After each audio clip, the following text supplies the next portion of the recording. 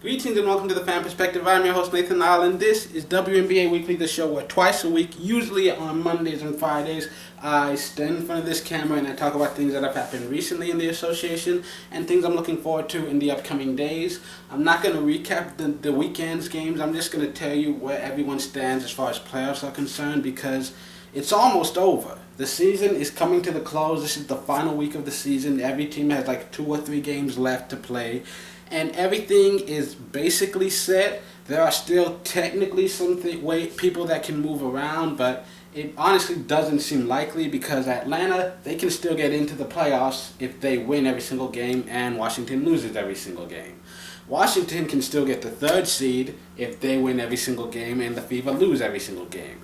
The Fever can still get the 2nd seed if they win every single game and Chicago loses every single game. New York, they clinched the number 1 seed with a win on Sunday against the Lynx, who are 1 win away from clinching the West. And so 1st and 2nd are pretty much set in the West. Tulsa, they just need 1 win to get that 3rd seed. Or if they lose the rest of their games, I think the Sparks, they can steal the 3rd seed at the very last second by winning every single game. So, for the most part, it seems like the playoffs are just completely set in place. We pretty much know who's going to be playing who. So, yeah, let's go ahead and look forward to the rest of the games that are being played this week and this weekend, and then the 2nd season begins. And I'm really excited for that. And so the games being played this week, of course, I'll tell you which ones are being broadcast nationally. For the rest, check your local listings, or you can watch every single game on WNBA Live Access.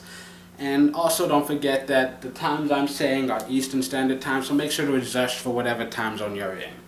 And so for Tuesday, you've got 3 games. The first one, Indiana at Washington at 7 p.m., and then you've got Seattle at Minnesota at 8 p.m. and San Antonio at Tulsa at 8 p.m. And the one thing that all 3 of them have in common is that the home team is 1 win away from clinching.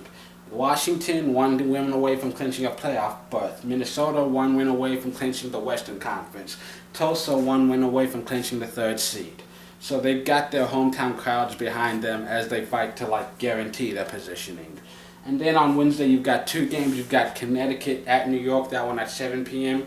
And the only game being broadcast this week, you've got Los Angeles at Atlanta at 7 p.m. on NBA TV. And it's always worth watching the Sparks just because Candace Parker is so much fun to watch, especially this season. She seems to be just out there enjoying herself, having the time of her life.